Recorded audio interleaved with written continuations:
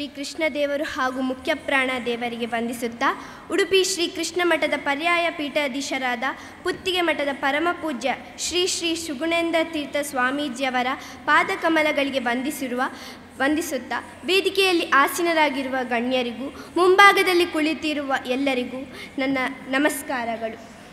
ನನ್ನ ಹೆಸರು ಜಾಹ್ನವಿ ಶ್ರೀಧರ್. ನಾನು ಸರಕಾರಿ ಬಾಲಕಿಯರ ಪ್ರೌಢಶಾಲೆಯಲ್ಲಿ 10ನೇ ತರಗತಿಯಲ್ಲಿ ಕಲಿಯುತ್ತಿದ್ದೇನೆ. ನಾನು ಕಳೆದ 10 ವರ್ಷಗಳಿಂದ ಯಕ್ಷಗಾನವನ್ನು ಪ್ರದರ್ಶಿಸಿಕೊಂಡು ಬಂದಿದ್ದೇನೆ.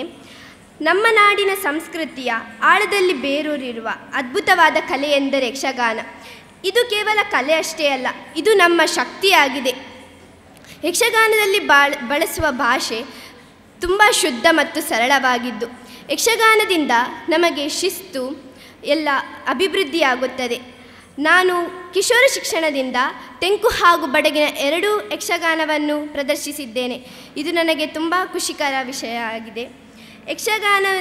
ಯಕ್ಷಗಾನವನ್ನು ಕರಾವಳಿಯ ಗಂಡು ಕಲೆ ಎಂದು ಕರೆದಿದ್ದರು. ನಮ್ಮ ಶಾಲೆಯ ವಿದ್ಯಾರ್ಥಿನಿಯರು ಜಾಂಬವತಿ ಕಲ್ಯಾಣ ಎಂಬ ಯಕ್ಷಗಾನವನ್ನು ಪ್ರದರ್ಶಿಸಿ ಎಲ್ಲರ ಮೆಚ್ಚುಗೆಯನ್ನು ಪಾತ್ರಗೊಳಿಸಿದ್ದಾರೆ. ಅದರಲ್ಲಿ ನಾನು 2ನೇ ಕೃಷ್ಣನ ಪಾತ್ರವನ್ನು ವಹಿಸಿದ್ದೇನೆ.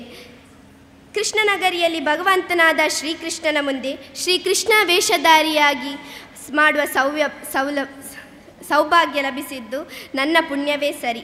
ಅದರಲ್ಲೂ ನನ್ನ ಅಭಿನಯದ ಕಿರುಬೆಟ್ಟಿನೋಳ್ ಎಂಬ ಯಕ್ಷಪದ್ಯವು ಸಾಮಾಜಿಕ ಜಾಲತಾಣದಲ್ಲಿ ಪ್ರಸಿದ್ಧಿಯಾಗಿರೋದು ನನಗೆ ತುಂಬ ಹೆಮ್ಮೆಯಾಗಿದೆ. ವಿದ್ಯಾರ್ಥಿಗಳಲ್ಲಿ ಯಕ್ಷಗಾನದ ಸಭಿರುಚಿಯನ್ನು ಬೆಳೆಸುವ ಕಿಶೋರ ಯಕ್ಷ ಶಿಕ್ಷಣವನ್ನು ಸಂಭ್ರಮವನ್ನು ಪ್ರತಿ ವರ್ಷವೂ ನಡೆಸಿಕೊಂಡು ಬಂದ ಯಕ್ಷ ಶಿಕ್ಷಣ ಟ್ರಸ್ಟ್ ಇವರಿಗೆ ನನ್ನ ಹೃದಯಪೂರ್ವಕ ಧನ್ಯವಾದಗಳು. ಹಾಗೂ ನನಗೆ ಉತ್ತಮ ರೀತಿಯಲ್ಲಿ ಕಲಿಸಿದ ಯಕ್ಷ ಗುರುಗಳಾದ ಆದ್ಯತ ಭಟ್ ಹಾಗೂ ಯಕ್ಷ ಕಲಾರಂಗದ ಎಲ್ಲ ಹಿರಿಯರಿಗೂ ನನ್ನ ಧನ್ಯವಾದಗಳು. ಹಾಗೂ ನನ್ನ ಬೆನ್ನು ತಟ್ಟಿ ಪ್ರೋತ್ಸಾಹಿಸಿದ ಎಲ್ಲ ಶಿಕ್ಷಕವರಿಂದ ಹಾಗೂ ನನ್ನ ಪೋಷಕರಿಗೂ ಧನ್ಯವಾದಗಳನ್ನು ತಿಳಿಸುತ್ತಾ ಅವಕಾಶ ನೀಡಿದ ಎಲ್ಲರಿಗೂ ಧನ್ಯವಾದ.